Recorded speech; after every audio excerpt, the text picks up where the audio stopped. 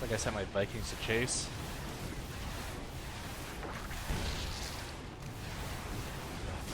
At the same time, let's maybe just back that up a touch. Let's see what happened here.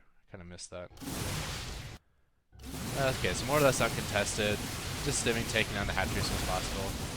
You may say, why stim when there's nothing here to hurt me? It's just because I want to get the hatchery, and I don't know what he has. Like, I don't know if there's a pile of units that are going to come in from behind, and then if I fight those units, I may never get the hatchery down. So I'm just like, okay, I got free attacks here, and I'm going to make the best use of it by just doing as much damage as possible. I'm most considering these Marauders as a throwaway. And the fact that they do really good damage versus armored, since all buildings are armored, they're kind of good for suicidal building attacks.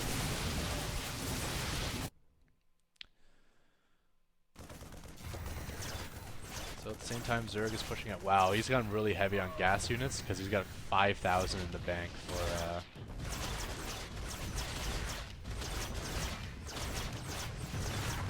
minerals. I was actually going to talk there for a second about how much better he was at spending his minerals than me, because like I got 6,000, 2,000. So I haven't been spending well. It's probably because I don't have enough barracks down. So I got 6, 7. Okay, it looks like I'm just putting down my 7th, 8th, and 9th. I guess I just realized now that I'm a bit behind in barracks for the amount of money I got pouring in, or at least I wasn't macroing well enough in the barracks I did have. But generally, once you throw down your 3rd expansion, assuming the other 2 are still mining somewhat, you should be hoping for like 9 barracks minimum. So he is coming in, and my frame rate is garbage, so hopefully this attack is somewhat readable. Just kind of pulling back behind my planetary. Of course, my planetary will take a lot of damage from the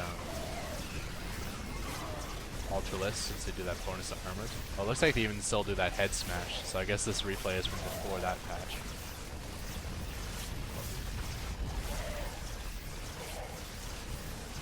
So Marines generally do nothing to ultras, but these ultras only have 3 armor, not like 6. How high can they get? 5? 6? I think 6. And my Marines are not doing the typical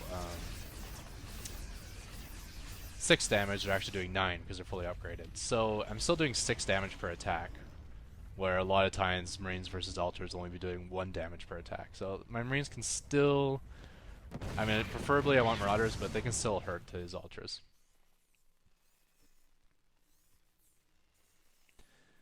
So I'm currently mining from nothing. I'm rebuilding this command center, which is probably not the best idea. I guess I still got gas left I can get, but yeah, the minerals are dry.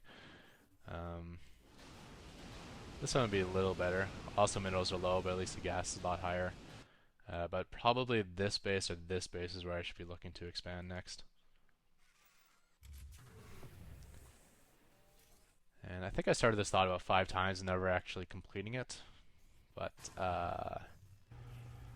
yeah, the one bright side to not spending my resources is if I get in this situation, at least on that crash draft, I can still continue macroing full blast because I do have all this extra resources out. Looks like I forgot about these 4 Vikings, the ones that went out to kill those morphing broodlords.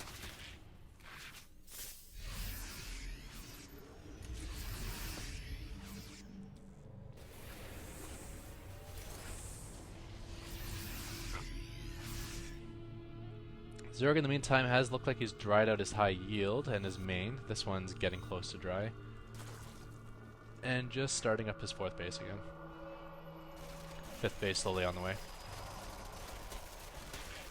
So I just had 1 Viking over there and spot it. I'm gonna try to take it down before it completes. Vikings actually do decent ground damage. I mean, it's not bad. 12 damage per attack. And weapon speed of 1, so that's a fast weapon speed too.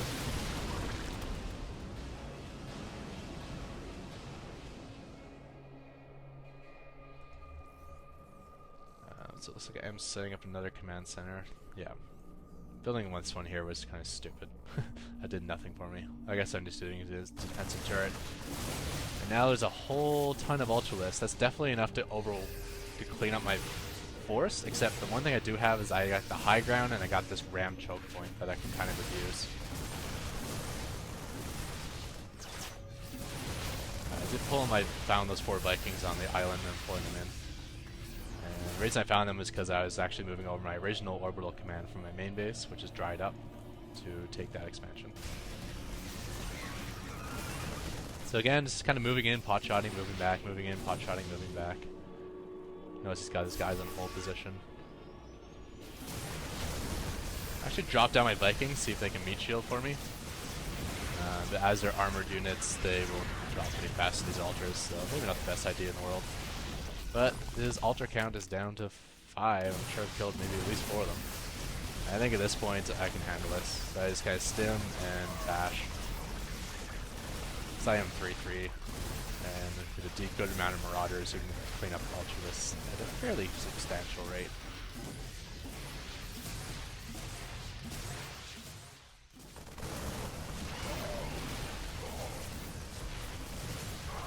Yeah, it would have been nice if I sent my medevacs over to help. Oh well, I can still handle that many leaders.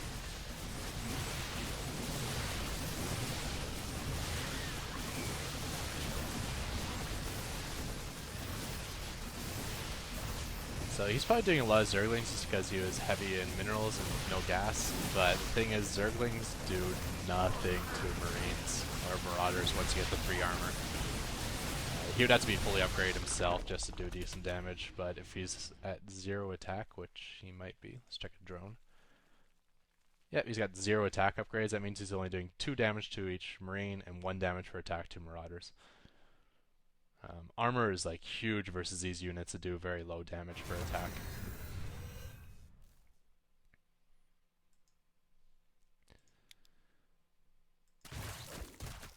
So I'm pulling back. I guess I'm just trying to save this base from this single Broodlord. Leaving my Marauders out front, which is smart. No reason to get them clustered in, they'll just get in the way versus a Broodlord. It would be nice if I didn't waste all those Vikings. Oh, there we go, got a couple of Vikings.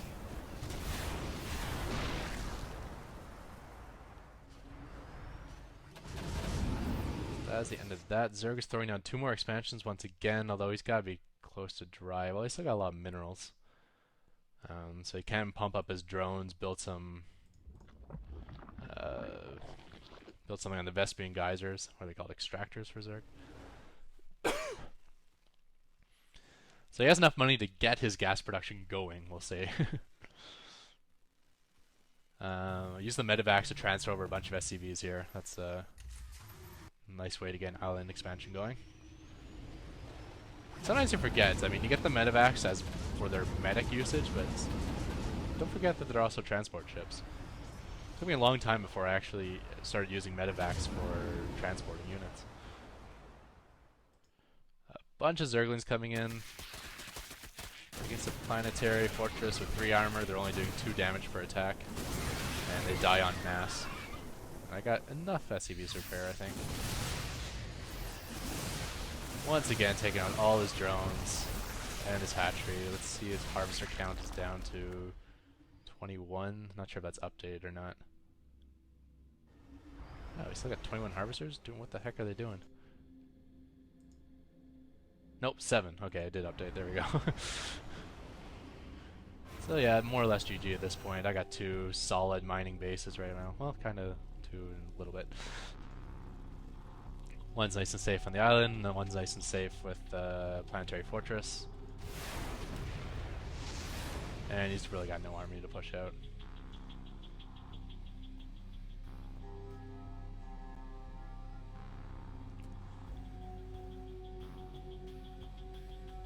Oh, and yep, this is back when every Zerg would complain about how big the Terran is.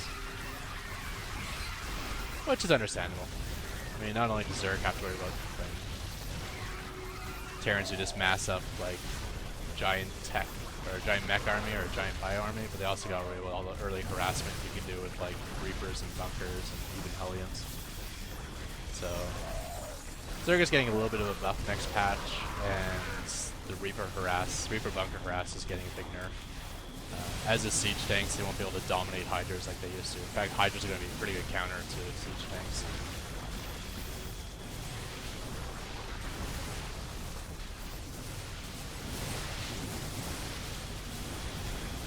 But this guy is making some bad arguments. He's like, oh, I'm tier 3 and you're tier 1, therefore I should always win no matter what. And it's like, okay, you just like A-moved a bunch of Broodlords.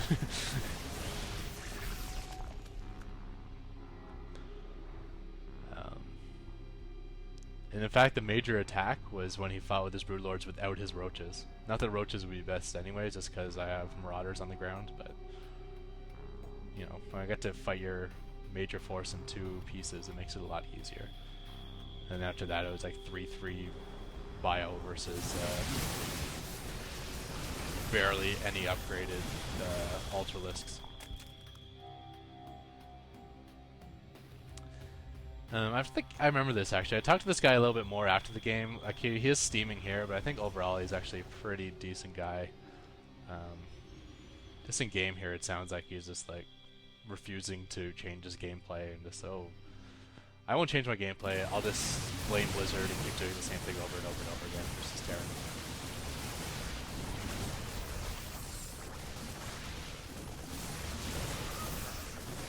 Anyways, we're going to call that the end of this replay, and hopefully more to come. Alright, thanks everyone. Bye.